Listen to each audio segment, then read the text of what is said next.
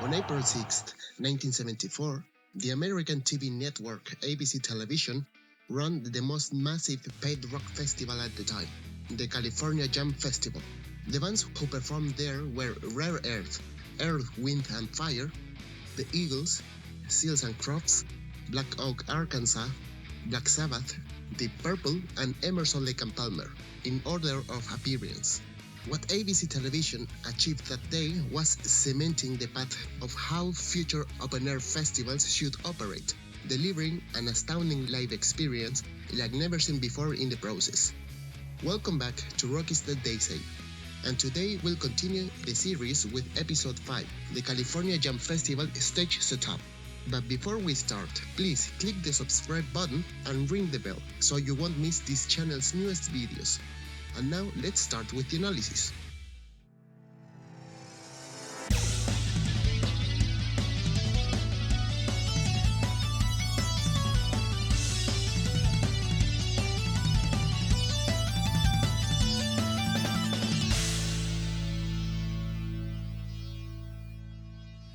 ABC wanted to demonstrate to the world that running a festival wouldn't necessarily mean a logistics nightmare and running behind schedule. The organizers continued the path they started with their In-Concert series, on which the bands performed live and then the taped renditions were broadcasted nationwide. The technology used for this festival improved substantially what was available at the time, making this venture risky in several ways, even to the point they had to prepare the whole thing with weeks in advance and commission work to some of the most renowned companies at the time. The stage experience for this event has been taken as a game changer, and because of that, we'll see in detail what makes this stage experience so special. For this episode, I'll separate the analysis in two bigger parts, the story behind the festival and the stage indeed. The stage part will be separated in 5 different sections: lighting rig, scaffolding structures, PA system, additional equipment, and performance schedule.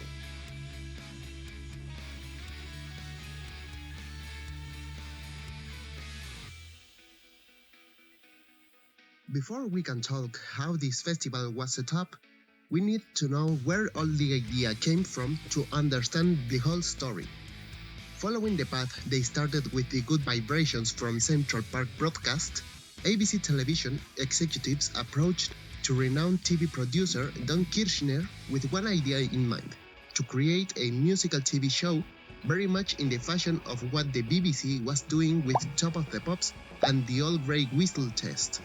Kirshner came up with the idea of what would be In Concert, where several bands would be filmed while performing, with the difference that all music would be performed live. Kirshner would leave the director's slot after the second episode, but he would remain as an executive producer, slot shared with David Sontag. From the third episode and during all 1973, the show hadn't a host. Instead, there was a voice-over announcing the acts, courtesy of Joshua White, who would also transform in the show's director. In the fall of 1973, Kirshner would leave the program to focus into his Don Kirshner's Rock Concert TV show. The show's dynamics during the rest of its history wouldn't vary too much, and many guests presented there were relevant in the music industry, including artists like Kiss, Alice Cooper, Rory Gallagher, Keith Moon, the Allman Brothers Band, and Chuck Berry, giving the program a reputation that allowed In Concert to be a massive success. At one point in early 1974, ABC executives approached Don Branker, suggesting him the idea of hosting a rock and roll festival in California and broadcast it later. Branker, who was a renowned concert promoter at the time, had enough experience booking rock shows, making him the perfect person to face the epic amount of tasks needed for this venture to work flawlessly. Mr. Branker suggested making the festival at the Ontario Motor Speedway, located around 80 kilometers or 50 miles outside of Los Angeles, making it the perfect location for the show. The Ontario Motor Speedway, fondly dubbed the Indianapolis of the West, was a motorsport venue located in Ontario, California, and opened to public around August 1970. It held massive racing events like the California 500, the Miller High Life 500, Stock Car Race, the NHRA Super National Drag Race, the Questor Grand Prix, as well as other events like Evil Knievel's record jump over 19 cars taking place on February 18, 1971, and the November Jam, celebrated on November 24, 1973. There was one problem with this idea though. The Californian festival scene was virtually dead since the daunting occurrences at the Altamont Speedway Free Festival on December 6, 1969, where the connivance between attendees and the Hells Angels deteriorated quickly, even leading to the killing of Meredith Hunter, among other terrible occurrences. During February 1974, Brancher and co-producers Leonard Stogel and Sandy Feldman started to investigate the feasibility of mounting an event of that magnitude at the Speedway. Together, they hired the booking company Pacific Presentations to secure all the artists, coordinate the event, and run the advertising campaign. Brancher, Stogel, and Feldman went to Ontario and told the authorities that they wanted to mount a musical show with artists like the Jackson 5 and the Osmonds, to put a few examples. You might imagine where this tactic was going, given the fact that for authorities the word festival was a synonym of Altamont. Producers had to be very careful with the words they use. This trick went flawless, as permits were granted after the meeting they had on March 5th. Producers came back about 3 weeks later and told authorities, "Well, we couldn't get those acts, but we have got Deep Purple, Black Sabbath, and Emerson, Lake and Palmer." To which the police chief responded, "Okay, that sounds fine." He would learn later on that Deep Purple and Black Sabbath were blacklisted, but it was too late to null the permits. The only option was to go ahead with the festival. ABC producers wanted to mount the most perfect music festival ever, and to achieve that goal, their procedures started even before the permits were issued. These procedures were so many that lots of their most important events would occur in parallel. According to the festival timetable, on February 26th, television producer Jorn Winther met with Imero Fiorentino and his staff at Fiorentino Associates headquarters in New York, explaining the ambitious idea organizers had for the festival, and the main issue their engineers were facing: a smooth turnaround between acts to avoid a restless audience and possible riots and looting. After the meeting, and during that morning, several solutions were approached, and the whole company started working on different proposals to be voted. Every submission should resolve the following requirements: to make the stage visible from every place, to allow a smooth turnaround between the acts, to have Emerson, Lake and Palmer's equipment set up before the festival starts without interrupting the turnarounds, make the structures to support the strong Californian spring winds, and all of this had to be done as quick and cheap as possible.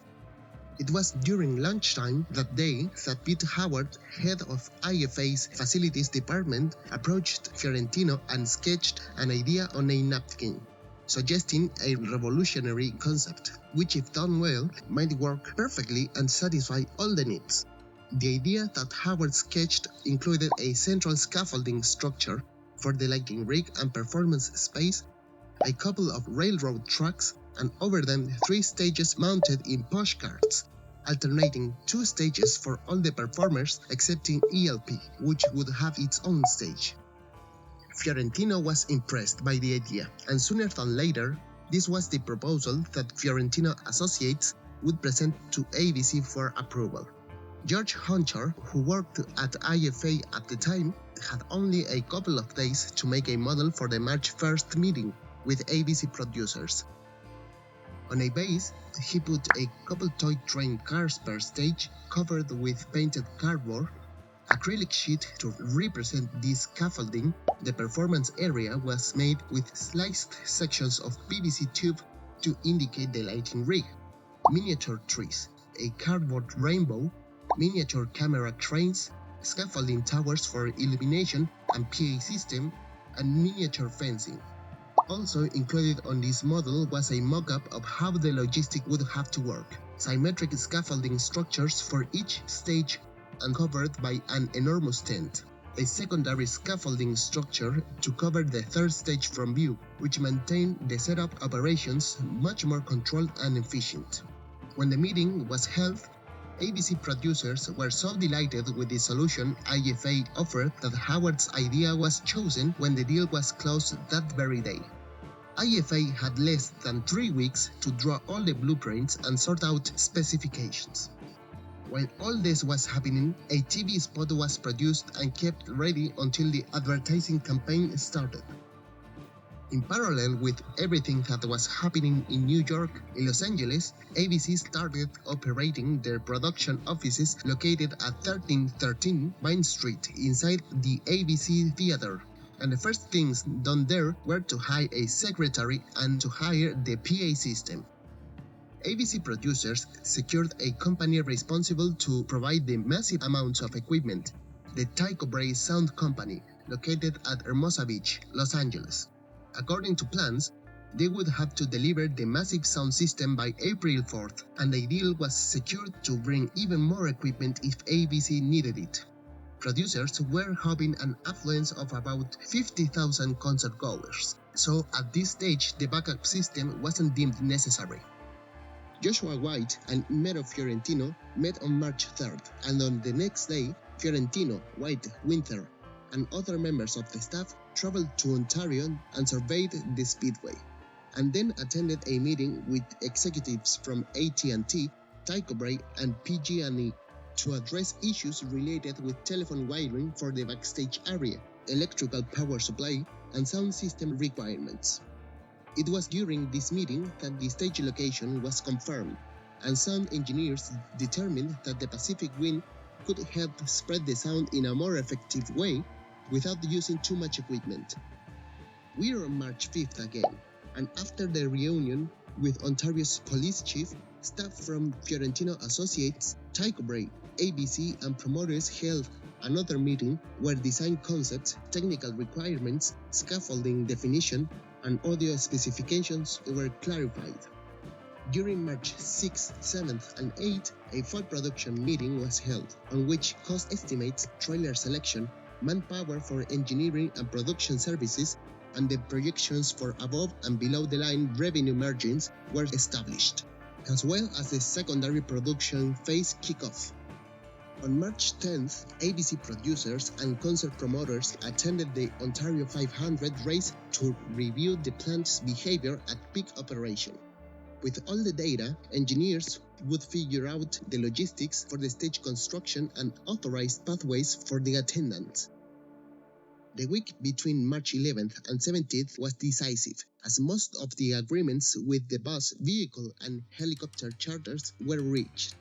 Many of the most important meetings with AT&T, PG&E, and Tycho Brahe were celebrated at the Speedway again. The budget approval meeting, where the future of the festival was in game, as well as the budget review and security meetings. A couple days later, on March 13th to be precise, the installation of additional drinking fountains and fence construction started, thus initiating officially the stage construction process. On March 18th, staff from Fiorentino Associates met with ABC producers and concert promoters to show them the blueprints regarding scaffolding specifications, lighting location, and speaker rig configuration. And once they were approved, ABC started booking contractor companies to sort out all the heavy work. One of the first companies they contracted was Loomis Incorporated, a railroad construction company which agreed to mount about 200 meters or 660 feet of railroad tracks on the Speedway at the latest on March 28th, which would work to build the stage around it. Another important company involved was Mike Brown Grandstands, as they were hired by IFA to provide the scaffolding and construct the required structures. On March 19, the scaffolding structure of the stage, sound and lighting towers and the front of house facilities started to rise, a task that lasted a few weeks due to the strong Californian winds. While this was occurring, the trailers, portable bathrooms, medical facilities, and food stands started construction at the speedway. Security measures were reviewed and checked, and plywood boards were installed on the stages and in the backstage area. Once the scaffold structure was built, it was secured with metallic struts to stand the winds and an eventual structural collapse, leaving everything ready for the next phase, to rig the huge amount of lighting and sound equipment. Around April 1st, the enormous spotlights, carbon arc searchlights, blinders and follow spotlights were brought to the speedway, along with a hydraulic crane to start mounting, set up and connect these lighting fixtures to the pre-cabling system that was being worked in parallel, which consisted in several trenches dug where the cabling system for cameras, lights and sound system would lie on. Once those connections were set, the trenches were covered and the remaining cabling terminals were connected to the main power line. And once finished, workers could focus on the aesthetic side of the show. On April 2nd, Tycho Brahe started the sound system assembly, bringing dozens of horns, speaker cabinets, tweeters, amps, several massive mixing boards, and monitor speakers. It was during this time that shocking news hit the team. The box office procedures showed that the initial goal of 50,000 concert goers was surpassed many times over. There were around 175,000 tickets sold. This new information would only mean one thing: the sound system's power wouldn't be enough to meet the high demand. So ABC informed their contractors, and two new rear towers were risen about 300 meters from the stage, and new pre-cabling trenches were made. Tycho Brahe brought rented equipment, mounted them on the aforementioned scaffold towers, and connected them into the pre-cabling system.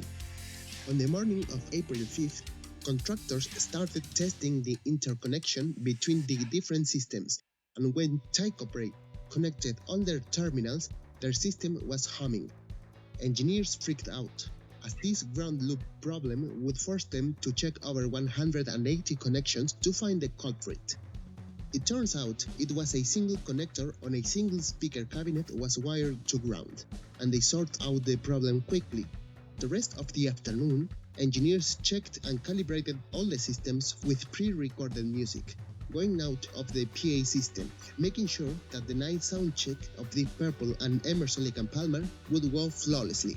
IFA also used this sound check to test the lighting system and how the newly created technology would work in a live show environment. All of these procedures were completed without issues, and staff members retired to their trailer homes to get some sleep before the great day. But the nerves and the fact that there were around 50,000 people waiting outside the speedway made sleep difficult. At around 1 a.m., the gates were opened, and a sea of people began moving into the speedway. Around half an hour later, the music started coming out of the speaker rigs, things that lasted until the first act would take the stage. In the early morning of Saturday, rare earths gear was brought into the backstage area to start the mounting, calibration and monitoring processes.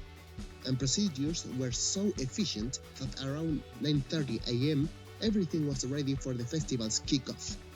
Many of the attendants weren't aware of the epic proportions of logistics involved at that moment, but the massive attendance and the bands that were sharing the bill were strong indicators that a new page in rock history was being written.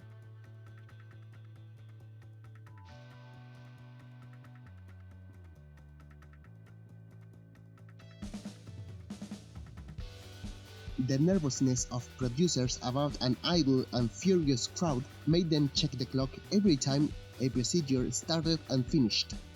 As Rare Earth's gear was ready to play at 9:30, producers asked the band if they could go on stage earlier, and the festival would be known because of its punctuality. At 9:45 a.m., Don Brancar said, "We are ready," officially starting the festival. After a short welcome speech, Brancar presented Rare Earth, who took the stage and started the 45-minute set, being closely followed by the next acts. The set was deliberately split in two. The first 4 acts would be soft and mellow, and the latter four would be heavier and more electrifying. Also, during certain parts of the show, there were some interesting surprises, like sky-type messages, skydivers with smoke bombs, which left colorful trails as they fell, pyrotechnics, among others. That day, forecast temperature would hover around 29 degrees Celsius or 85 degrees Fahrenheit, and as the afternoon moved on, the careful planning producers worked on was paying off, as they were advanced about an hour from the performance schedule. This forced every band to go before the agreed time, things that concerned winter, as being too far ahead of schedule was as bad as running behind it. On the day of the concert, Bjorn himself arranged to have porn actress Linda Lovelace and choreographer David Winters to talk to the audience and eat up some time. This worked for a bit, but they were still ahead of schedule, and although most bands agreed to go before the agreed time, when it was Deep Purple's turn to go on stage, they refused to do it as it was still daylight and they had a few surprises prepared for Branker.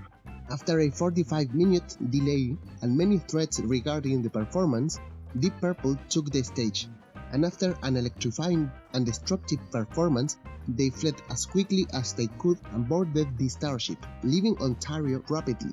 Soon after the last turnaround, Emerson and Palmer took the stage and delivered an astounding live set, and after that, the festival finished with a full display of pyrotechnics.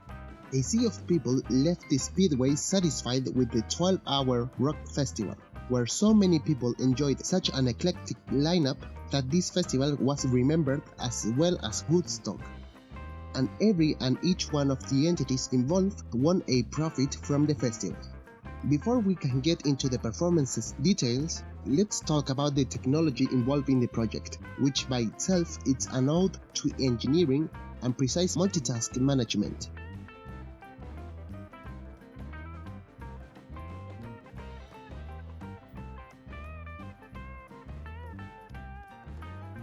The lighting rig for this festival consisted of approximately 121 lighting fixtures, which were spread across the field. The system was completely designed by Imero Fiorentino Associates and included various types of high light emission fixtures, with the intent of illuminating the immense site designated to hold the festival. Here's a representation of the huge amount of equipment needed to illuminate the backstage facility, the stage and the surrounding areas where the crowd would stay on. This included 30 carbon arc searchlights for in-field illumination, 14 carbon arc searchlights for stage illumination, 12 floodlights, 4 reflector lamps, 68 sconce lights, hundreds of meters of light garlands for the backstage area. The technology involved in the lighting rig mainly consisted of off-the-shelf parts, but it was the creative usage provided by IFA what made a huge difference in quality. For example, carbon arc searchlights used for in-field illumination were composed by a 1.5 meter or 5 feet in diameter searchlight and a portable generator mounted on a pushcart.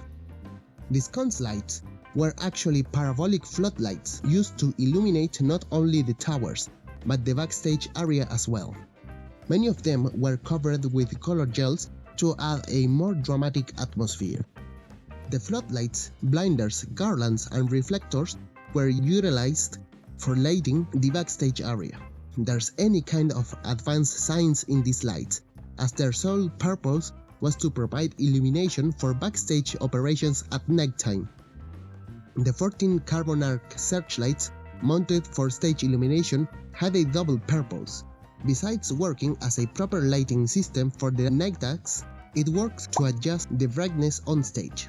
You see, analog TV cameras were bulky and needed a lot of light to produce a decent picture quality. For this purpose, IFA chose to use the carbon arc spotlights because of the powerful light beam, and their location on stage allowed that no matter on which position the sun was, the band would always have perfect illumination conditions. These fixtures had a custom-made illumination system developed by IFA. To explain this technology in greater detail, let Mr. Fiorentino himself explain how the system was composed. stage lighting system came from two sides in the back. And what it consisted of were brute. In movie making, the brutes are carbon arc spotlights. They are very high intensity. That's the good news. The bad news is that they're very large. They need DC power. That was okay. But we use them as if they were fixed spotlights. But you couldn't keep moving the lights. That'd be crazy. They're big. So we had to devise a system whereby we could take some out and put them on the other side, in addition to changing the colors, especially as it got dark, because it's still a rock and roll concert, and you want to have strong blues and strong reds and strong ambers and greens and all that stuff, right? Right. Okay, so how do you do that? Because I said the good news, I didn't tell you the bad news. Bad news is that you cannot dim an arc light. It does not dim. However, to solve that problem, you could use mechanical shutters, like a Venetian blind, that would sit in the front of the light, but it takes an operator to move that up and down. However, so we had operators, because the operators, in addition, have to keep changing the carbon arcs, because the carbon arcs burn. And eventually, after maybe 45 minutes, you got to take the still smoldering, glowing carbon arc out, of course, with tools and gloves, put a new one in, and strike the arc again, and the arc continues to burn. Now, so we had the quality of the light, we had that, but we couldn't dim it. So we were going to use mechanical dimmers. Of course, now we have a man at each light. The main effective light sources, other than follow spots, were what I just told you. Now, in addition to changing the intensity and keeping the arcs fed, that's what the men did, we wanted to change the colors, because sometimes light 12 would be in red, but at another time we wanted it in blue, and so forth. Well, how do you do that? Well, we had headsets, of course, to everybody, and we had the codes and systems and signals set up that when you get a certain number, because you don't want to say number 1 you go to blue, number 2 you go to red, you can't do it fast enough. So we devised a machine, a little box that was handmade. It was about 2 foot square, full of dials and buttons. And in front of the electricians at each light, there was a red light, a bulb, and a green bulb. And they meant different things. When the operator pushed a certain combination, a red bulb would go on or a green bulb would go on. And whether that bulb stayed on solid or flashed or whatever would give him an indication of what to do. So when the red bulb comes on, you do this. When the green bulb comes on, because otherwise you couldn't talk it through fast enough. Now, and this was all done live. There was no rehearsal. Now, what's interesting is that the box that we made, designed and built, we called Margaret. And why was it called Margaret is because the woman who wired it was our receptionist, who was so afraid of things, even though we told her, look, Margaret, there's no power coming to it. Just solder these things like this. And so we named it after her and made her feel okay about it. So that's how we cued it, a plus voice, of course. So that was very unique, and it worked like a dream. So, based in all the multimedia material available, the lighting rig should be placed in this order. We can divide this section in 3 main parts: the backstage lights, the main stage lights, and the tower lights, and the lights spread across the field. In the backstage area we have 37 lighting fixtures, divided into the backstage lighting and the illumination rig for both sides of the main scaffolding. The backstage lighting was composed by 11 sconce lights, 12 floodlights, 4 reflector lamps, and light garlands at the access aisle and for the backstage perimeter. The illumination rig for backstage purposes was composed of 10 sconce lights, separated into 4 white lights, 4 yellow lights, and 2 purple lights. The main stage lighting section was composed by approximately 46 lighting fixtures, and we can divide this section in 2: the lights for stage illumination and the ambient lights. The first section includes 14 carbon arc searchlights with colored gels, 4 yellow, 5 blue, and 5 red, 3 follow spotlights. The second section includes 12 yellow lights for landscape illumination, 20 sconce lights for infill illumination, 4 white, 7 purple and 9 yellow. The tower lights were composed by 32 lighting fixtures, divided in 2 groups, the lights on the sound towers and the lights on the lighting towers. The first group consisted of 4 white lights, 4 purple lights and 4 yellow lights. The second group consisted of 14 blinders and 6 follow spotlights. The lights at the field were 30 carbon arc searchlights specially designed to provide illumination for the stage, the hot air balloons, the Goodyear blimp, and the lighting effects relegated to the rear part of the field, so they could be seen from any point of the venue.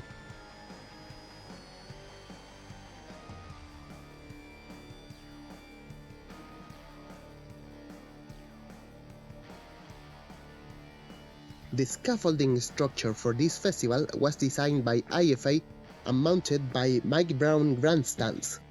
It was composed of 13 separated structures and covered a wide variety of purposes within the festival's logistics.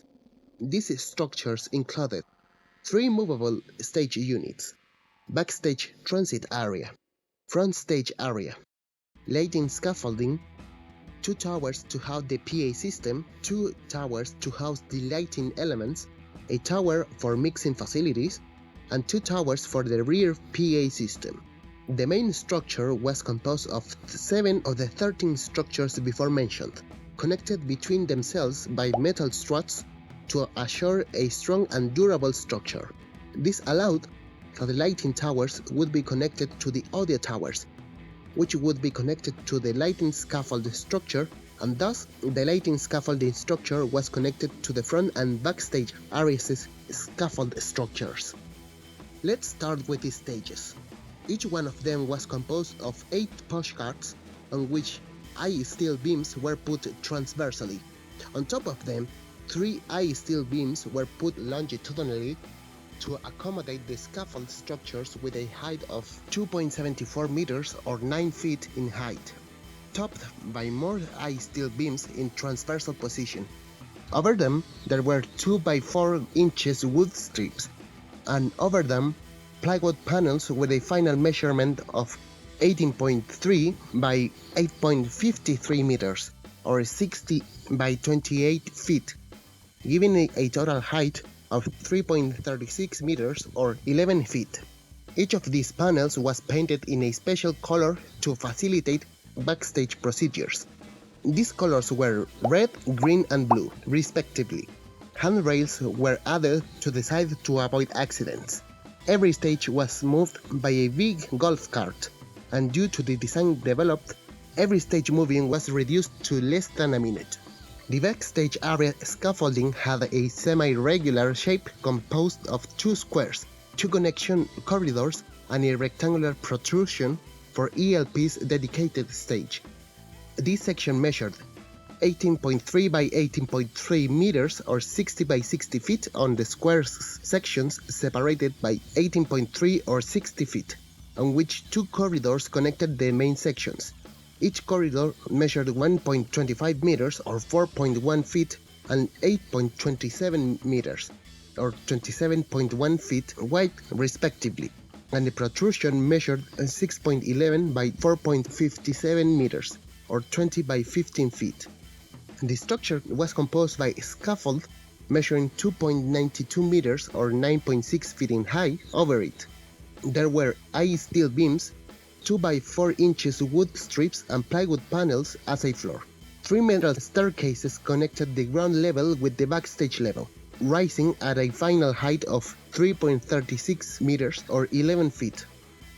The front stage area was a regular rectangle which measured 21.34 by 2.74 meters or 70 by 9 feet. And was composed of a scaffolding structure with a base height of 2.74 meters or 9 feet, topped by I-steel beams and 2 by 4 inches wood strips, and over them plywood panels, giving a base height of 3.05 meters or 10 feet. 2 symmetric ramps which led to a high level built at a height of 3.36 meters or 11 feet. The lighting structure was composed by a U-shaped scaffold structure measuring 21.37 meters or 70.1 feet in length, 12.54 meters or 41.14 feet depth, and rose to a height of 10.97 meters or 36 feet. It was composed by 6 square scaffold towers, varying between 12.94 meters or 42.5 feet and 8.9 meters or 29.2 feet in height. At 7.92 meters or 26 feet, there were steel trusses in each wing, which allowed the positioning of 2 by 4 inches wood strips and plywood panels, on which 8 carbon arc searchlights would be mounted. The same procedure was taken at the top of the structure, reaching 10.97 meters or 36 feet above ground level. On the central structure, a corridor was installed atop the central scaffold towers, reaching 9.14 meters or 30 feet in height. A pair of ramps was mounted to link the whole construction, and once the handrails were installed, the structure was secured by 12 steel trusses, measuring 7.35 meters or 24.1 feet in length, and 2 triangular steel trusses which measured 6.55 meters or 21.5 feet in length. The lighting structure was secured to the sound towers via 2 steel trusses, measuring 5.48 meters or 18 feet in length. Each sound tower measured 17.07 meters or 56 feet in height, 9.75 meters or 32 feet width, and 8.28 meters or 27.2 feet depth, consisting of 6 levels, measuring 2.84 meters or 9.33 feet in height. The lowest level was dedicated to audio equipment repair and was hidden from view. The remaining 5 were dedicated for audio equipment assembly. Each tower was linked to the lighting towers via 2 triangular trusses measuring 9.6 meters or 31.5 feet in length. They were separated by 31.09 meters or 102 feet. Connected to the right sound tower, there was a scaffold structure used to hide ELP's dedicated stage. It was composed by 4 scaffold towers measuring 2.07, 3.25, and 7.83 meters, or 6.8 by 10.6 by 25.7 feet.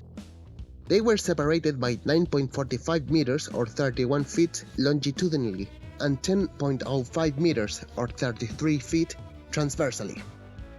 Each lighting tower measured 4.14 by 3.25 meters or 13.6 by 10.6 feet and 11.9 meters or 39 feet in height, with 3 platforms at 5.37, 9.3 and 11.9 meters or 17.6, 10.5 and 39 feet, being the latter 2 the ones which lighting fixtures were mounted.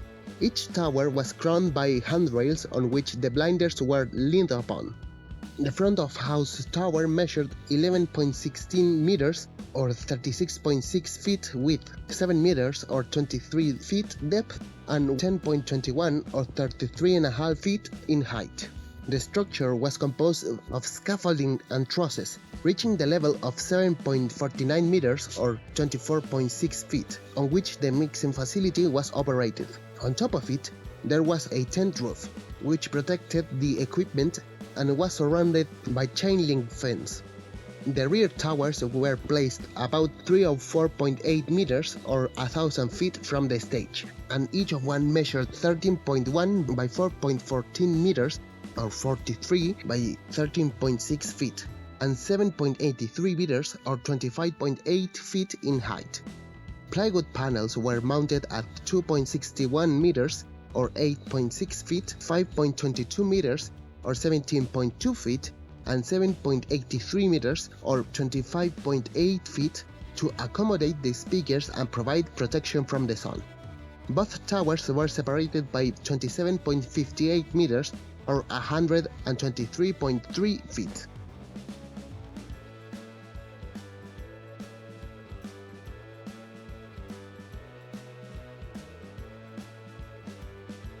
The festival's PA system improved in several ways what other companies have to offer. ABC producers contacted Tycho Brahe, an audio company on the rise, which worked with artists like the Grateful Dead, Jefferson Airplane, Janis Joplin, John Mayall, Traffic, Fleetwood Mac, The Who, The Doors, The Rolling Stones, and a really long list. Tycho Brahe also worked with bands that would perform that day, an advantageous point considering the wild differences in sound that all these acts had. As in the beginning only about 50 or 60,000 concert goers were expected, only the main sound towers were considered.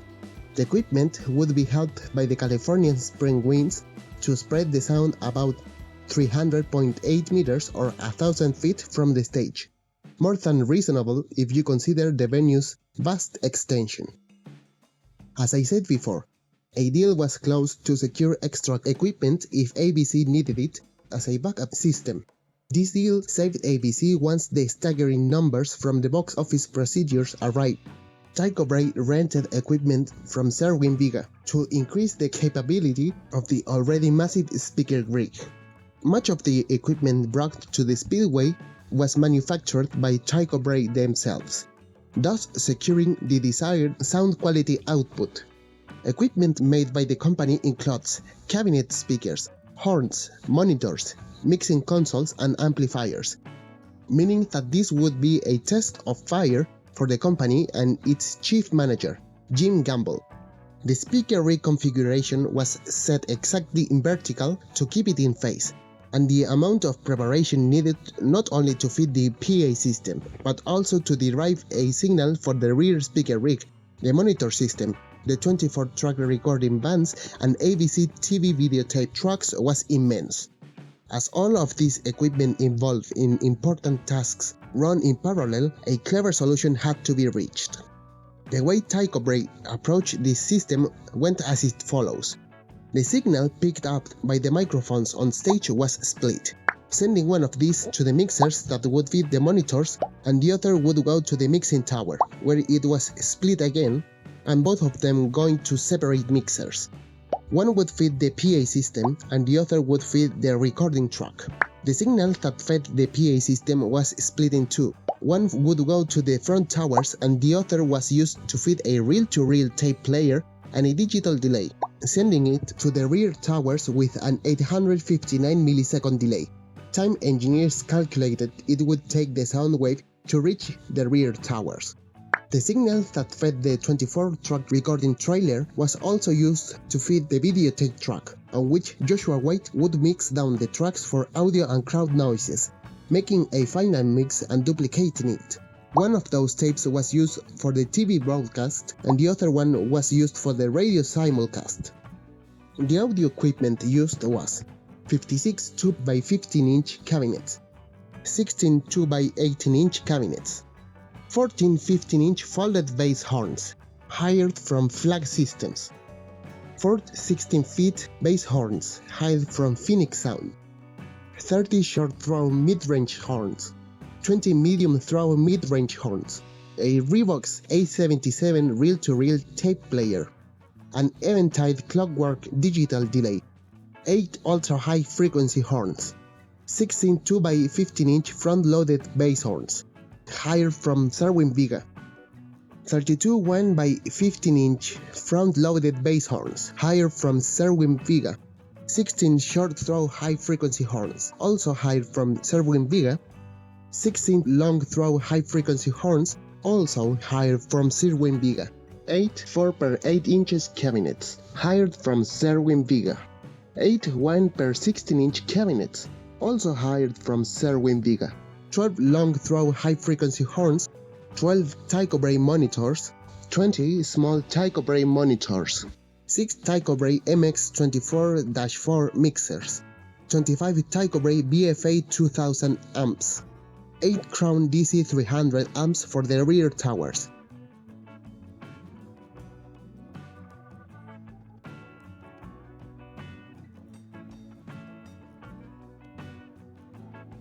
ABC hired audiovisual equipment from Trans-American Video and Chapman, and we have 2 Chapman camera cranes and 6 television cameras. 4 for the stage, other for location audience shots, and 1 for the aerial shots. ABC hired a Goodyear blimp to shoot aerial takes showing the stage and the massive swarm of people that was cramped on the speedway. Additionally, a compact video truck was hired for location shoots. The 2 railroad tracks, dubbed the Grand Folk Railroad, measured 100.58 meters or 330 feet each, giving a total length of 201.17 meters or 660 feet. It was installed to host the rolling stages and to work as a vertebral spine for the structure. On each tip of the external rails, there was a steel strut bolted onto the rail and had a triangular protrusion to prevent the pushcart's wheels from derailing. A hot air balloon with a pyrotechnic truss embedded was placed in a special slot left by the producers. The balloon was provided by Ben Schlossberg. He used it to do a musical act up in the balloon with his own PA system as well as his own firework display between acts of Deep Purple and ELP. He called it the Magnificent Balloon Uprising. It was attached to the ground via steel cables. Not only worked to provide spectacular pyrotechnic effects, but also reminded attendees about the festival's name and the simulcast radio station that would play the concerts once the show was transmitted. The huge rainbow became a staple of In Concert, appearing from 1974 onwards. This rainbow was made from painted sheets of masonite, including the colors red, orange, yellow, green, blue, and purple. It measured 15.5 meters or 50.8 feet in width, 0.70 meters or 2.3 feet in depth, and 5.34 meters or 17.5 feet tall. 2 drapes were located at each side of the lighting scaffolding, measuring 5.48 by 3.96 meters or 18 by 13 feet, and a 3rd drape was located on the side scaffold structure, measuring 27.43 by 3.96 meters or 90 per 13 feet. A very important part of the stage scenery was the landscaping plants installed to hide from view the scaffold, equipment, and operations. We can divide them into the plants from the stages and the plants for the lighting scaffolding. The plants for each stage was composed of 27 tree branches and 3 mini palm trees, while the plants at the lighting scaffolding included 7 trees, 2 tree branches, and 6 shrubs. One of the parts involved in the festival that wasn't provided by neither ABC nor its contractors was Keith Emerson's spinning baby grand piano. The structure that made it rise and spin was shrunk, allowing that the covering cloth didn't interfere with the lights or the cameras.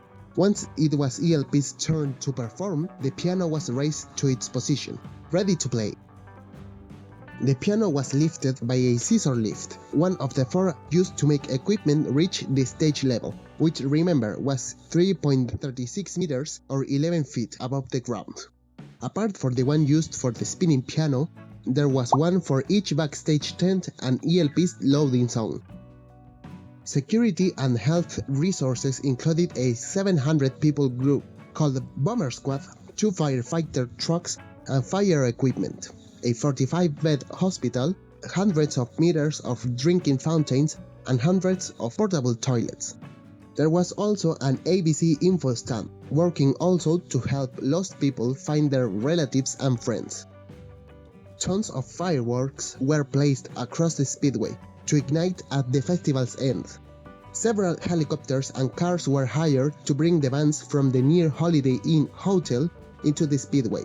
Once the artists descended from the helicopter, they would get on cars and drive an intricate path to arrive at the backstage facilities.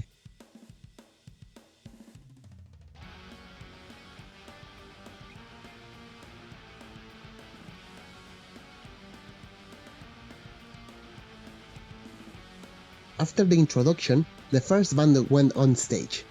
Rare Earth was touring their most recent album at that time, Ma, released on April of 1973, and the band was composed at that time by Jill Bridges on saxophone, flute and backing vocals, Peter Hurlbeck on drums and lead vocals, Eddie Guzman on percussion, Ray Monette on lead guitar and backing vocals, Mark Olson on keyboards and backing vocals, and Mike Orso on bass and backing vocals.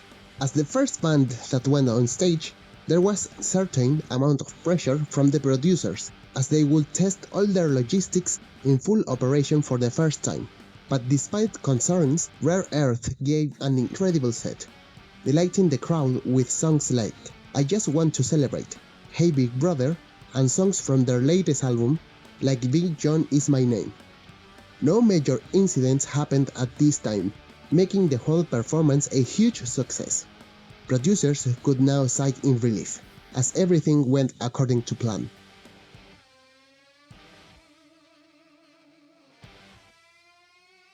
Once the first turnaround was performed, the next band came on stage.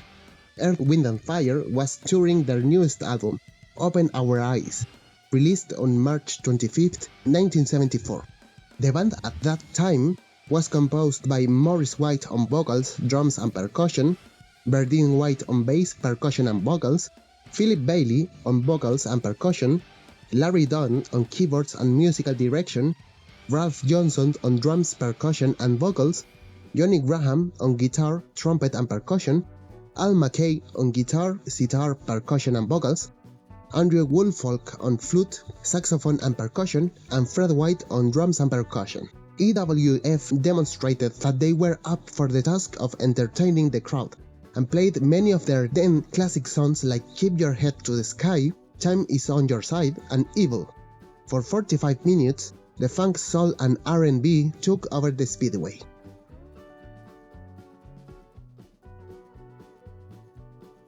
Soon after Earth, Wind & Fire performed, the Eagles took the stage.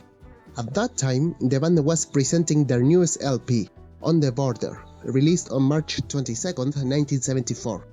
For this performance, the band was composed by Glenn Frey on vocals, guitar, keyboards and harmonica, Don Henley on vocals, drums, percussion and rhythm guitar, Bernie Lydon on guitar, banjo, mandolin and vocals, Randy Meisner on bass, vocals and rhythm guitar, and guest member Jackson Brown on guitar and piano.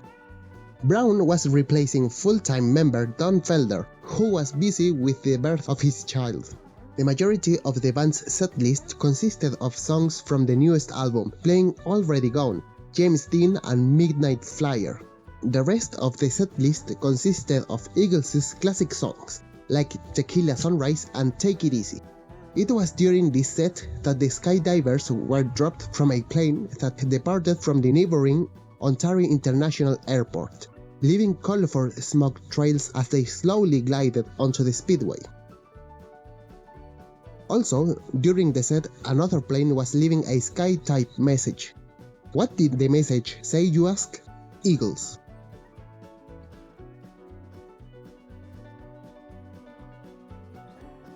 After the Eagles, the next act to perform was Seals and Crofts. The duo was touring their latest album, Unborn Child, released on February of 1974.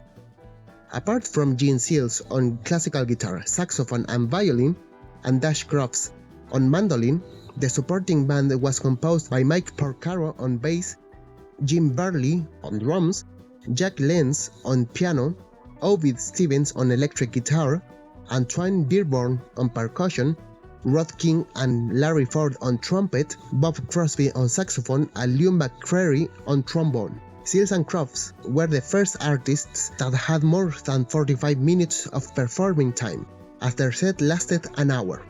Apart from tunes from their latest album like Unborn Child, King of Nothing and Wildflowers, the band also performed their past hits, such as Diamond Girl, Hummingbird, and Standing on a Mountain Top.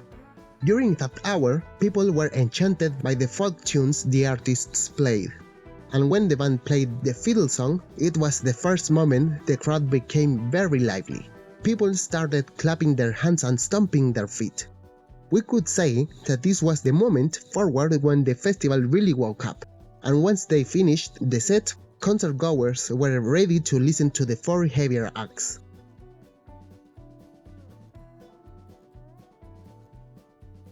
After Seals and Crofts, Black Oak, Arkansas started their set. The band was featuring their latest album at the time, High on the Hog, released on September 23, 1973.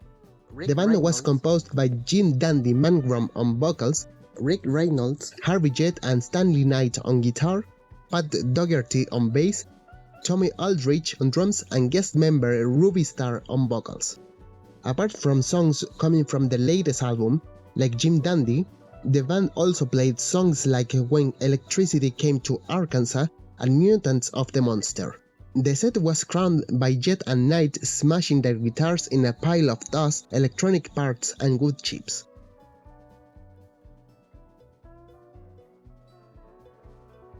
Once Black Oak, Arkansas finished their set, and before Black Sabbath even started their set, the crowd started pushing forward, slamming concert goers and making it exponentially big. People at the front had difficulty breathing, and the press enclosure fence started to lean dramatically. After 5 minutes of pleading with the audience, people started backing off and controlling themselves. The band came on stage soon after, and despite being touring their most recent work, Sabbath Bloody Sabbath, released on December 1, 1973, the band only performed 2 songs from that album. Black Sabbath was composed at that time by Tony Iommi on guitar, Ozzy Osbourne on vocals, Geezer Butler on bass, and Bill Ward on drums. Their set extended for 60 minutes.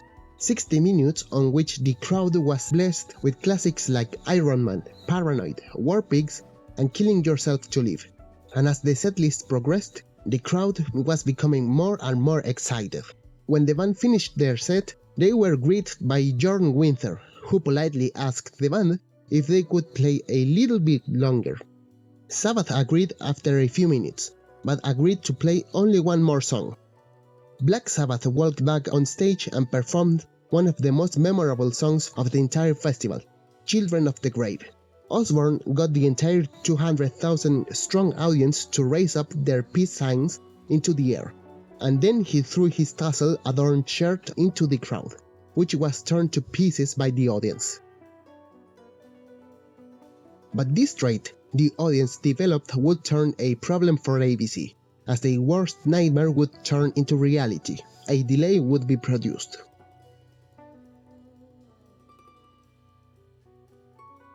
After Black Sabbath finished their set, the green stage with Deep Purple's gear was brought into the performance area for preparation. According to the original performance schedule, Deep Purple would perform at 6 o'clock, but given the fact that all the bands had been out 15 minutes earlier, the band from Hertford would go out at 5:45 p.m. This would go against Deep Purple's plans, and a conflict between producers and band members was in the making. This is a clear example that the path to hell is paved with good intentions, as the producers did that with the intention of avoiding a restless crowd, but this created turmoil in the backstage area.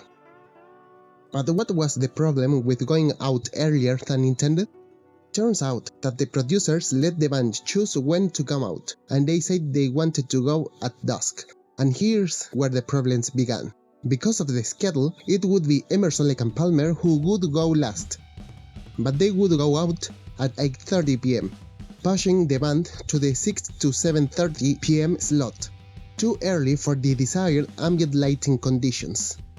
The band talked to their sound mixer, Robert Simon, explaining that they couldn't perform so early because of the dusk request. Simon also worked for Tycho Brahe, and using his position to create a sound technical delay, went and talked with Jim Gamble. Simon said to Gamble, "The boys aren't coming on because it's still too light," and then proceeded to give him some blue minis, and then started unplugging wires from the soundboards. This would give the band about half an hour more, but it still was too late to go. Meanwhile, people in the audience started growing bored, and many started throwing their plastic jugs with water into the air, things that kept them busy for a while. Once Richie Blackmore was told to go on stage, he locked himself in the band's trailer while he was drinking and playing guitar.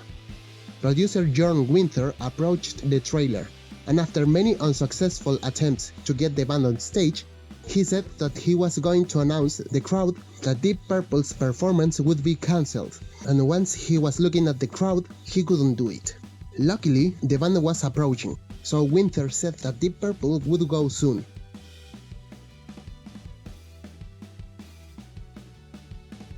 Finally, after more than an hour of waiting, Deep Purple took the stage. The band was in the middle of the tour promoting the album Burn, released on February 15, 1974, being the first record the Mark III incarnation made. Deep Purple Mark III was composed of Ritchie Blackmore on guitar, John Lord on keyboards, Ian Pacey on drums, Glenn Hughes on bass and vocals, and David Coverdale on vocals. As it was usual on this tour, most of the material performed on their set came from their latest album, including the songs Burn, Might Just Take Your Life, Lay Down, Stay Down, Mistreated, and You Fool No One, with the exception of the songs Smoke on the Water and Space Trucking, which came from Machine Head. The band started with an electrifying performance of Burn, but although everything appeared to go seamless, what happened before had pissed Blackmore off, and he was willing to teach producers a lesson they wouldn't forget. As the set progressed, Blackmore made evident that he wasn't comfortable with the camera that stood between him and the audience.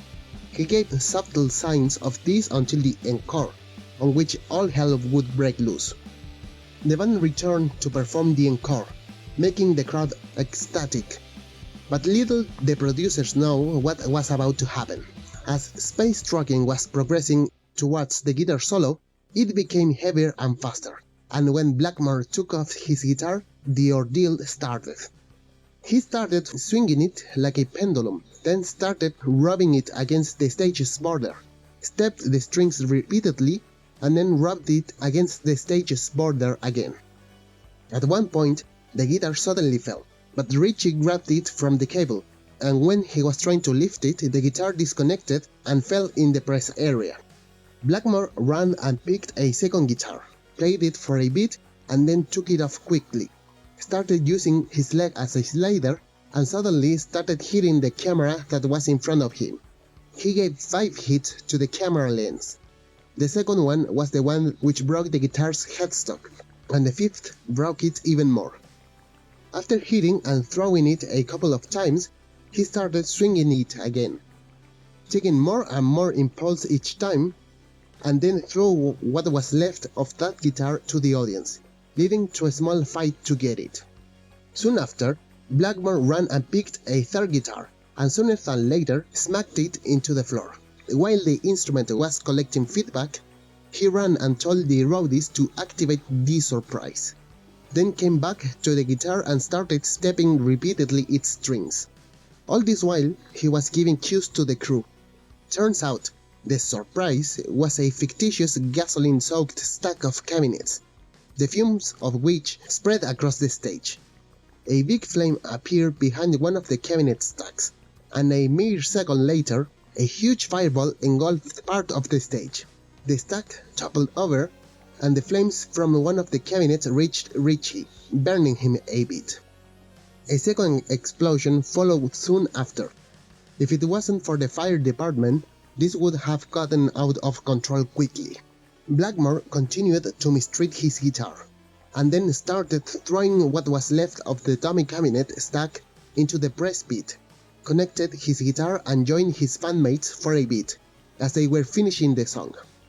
Everything was chaos, and before the producers could reach them with the police, the band left the speedway as soon as they finished their set, taking a helicopter ride to the airport and take off aboard Starship.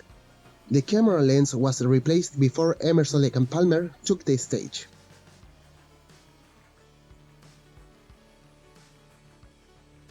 After the whole Deep Purple ordeal, the green stage was moved to the opposite side of the stage, and ELP's stage was moved into the performance area. The band was in their second American leg featuring their latest release, Brain Salad Surgery, released on November 19, 1973. Emerson, Lake and Palmer was composed by Keith Emerson on keyboards, Greg Lake on bass, guitar and vocals, and Carl Palmer on drums and percussion. As it was usual on this tour, The band started with How Down, Jerusalem and Toccata, all adaptations that differed a bit from the originals. Toccata featured the first of 2 drum solos played in the set, and after a magnificent interpretation of Tarkus and the first half of Take a Pebble, Greg sang Still You Turn Me On and Lucky Man as part of his solo set. After the classical piano improvisation, the band returned to Take a Pebble. To shorten the set a bit and fit it in the hour-and-a-half time slot they had, they skipped Carnival 9's first impression part 1 and second impression, started with the Welcome Back My Friends line. After the guitar solo, Carl played the second drum solo, which featured the rotating platform and strobe lights, the bell, and a hellish amount of drum fills. After an epic ending, the band quickly started the third impression, featuring the amazing prop created for the Moog Modular, ending in a smoke explosion. The band returned to play a shortened version of Pictures at an Exhibition, version that featured a space to show the spinning piano prop. People at the Speedway hallucinated when saw this, and the fact that this was a recording playing through the PA system while Keith was spinning, it didn't matter. The stunt by itself was astonishing. As the piano lowered to stage level, Keith returned to the stage and the band resumed playing the piece. As the band reached the climactic ending, the firework display started, making this one of the most epic festival endings up until that time.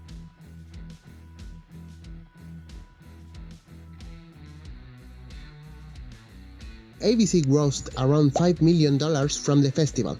Adjusted for inflation, it would be equivalent to over $26 million. What we now see as an astounding lighting show, courtesy of the carbon arc searchlights located on the outer limits of the venue, was in reality a failure, and not what lighting operators were supposed to do. You see, all procedures were made before the festival to assure an intercom telephone line would keep the searchlight operators informed on which position to take. Obviously, this system failed, so the backup plan was followed: to use flares. A red flare meant that all the lights would go straight up. A green one meant that all the lights would go straight to the center of the area. A yellow one meant that the lights would sweep the sky. And a white one meant shutdown. All this info was taped onto every spotlight. So, once that it was clear that the intercom system failed, stage manager John Tedesco drew his flare gun and quickly ran into the backstage area, and near the lake he shot a red flare. Despite the monumental efforts for organizers to avoid the presence of bottles, cans, firearms, and flare guns, they couldn't avoid that some flare guns were smuggled into the speedway. As soon as Tedesco launched the first flare, dozens of flares of all colors were launched in response. Searchlight operators were confused. Some lights were turned on, others were swinging, and some didn't even turn on. Tedesco gave up soon after, and operators were left on their own. To avoid loitering by the fans, a sign that said, "Welcome Western States Police Officers ASSN" was put at the Holiday Inn on which the bands and crew stayed at. Products derived from the festival included things like posters, t-shirts, diplomas, collector edition vinyl box sets, and even jars with jam announcing the dates on which portions of the festival would be transmitted. Speaking of broadcast dates, the nearly 40 hours of footage recorded were edited into 4 two-hour specials, transmitted by ABC on May 10th and 24th and June 7th and 21st, 1974, and emceed by Don Imus.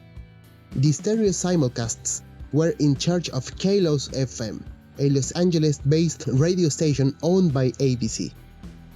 Due to the high amount of dope circulating inside the speedway, there were several cases of overdose and hurt people. Many of them were derived to nearby hospitals. In a cruel twist of irony, and just like at Disneyland, nobody died at the speedway, but in the hospital or the way to the hospital.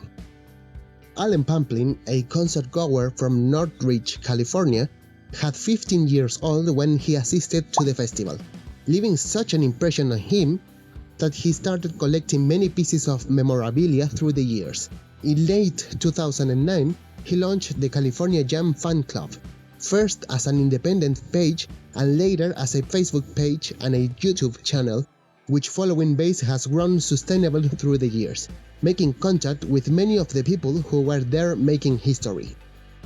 The huge rainbow used on the festival was kept by ABC and made it a permanent feature of In Concert.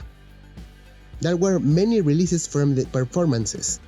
Emerson and Palmer have released the complete broadcast in albums like Beyond the Beginning, Then and Now, and Live in California 1974. Deep Purple released a VHS in 1981 and a CD in 1996, both with incomplete setlist. A remastered CD in 2003, a DVD in 2005, and a Blu-ray on 2016, all of them with a complete setlist. Also, there are plenty of bootleg recordings of actually every performance, both in audio and video, and even there's a Betamax recording of every one of the 4 broadcasts. Costs from the damaged camera lens were settled in around $10,000, around $52,000 in today's money, between Deep Purple's management and ABC executives, from which $2,200, near $11,700 in today's money, were spent exclusively on repairs and rental. During the afternoon, sunshades were dropped from a helicopter, courtesy of Black Oak, Arkansas, who used them to promote their newest album. As it was usual with festivals, there was a traffic jam of epic proportions on Interstates 10, 15, and State Route 60.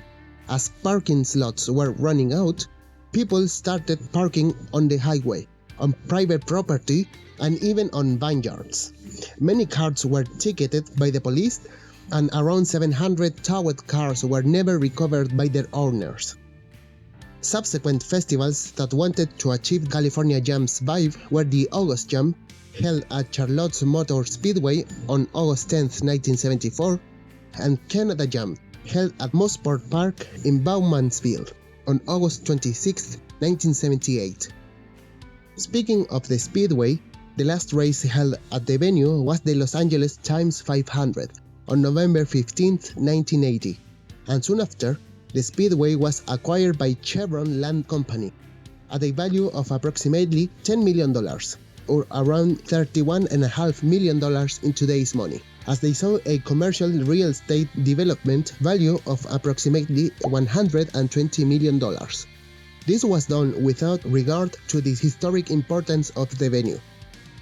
Sadly, some of the most important figures involved in the festival aren't with us anymore. Leonard Stogel perished in the American Airlines Flight 191 accident, occurred on May 25, 1979. Imero Fiorentino passed away on October 1, 2013. Don Imus died of a lung disease on December 27, 2019. Don Branker passed away on December 3, 2020, victim of myasthenia gravis and worsened by COVID-19. And most recently, George Honchar passed away on February 3, 2021. This episode is dedicated to their memory and legacy.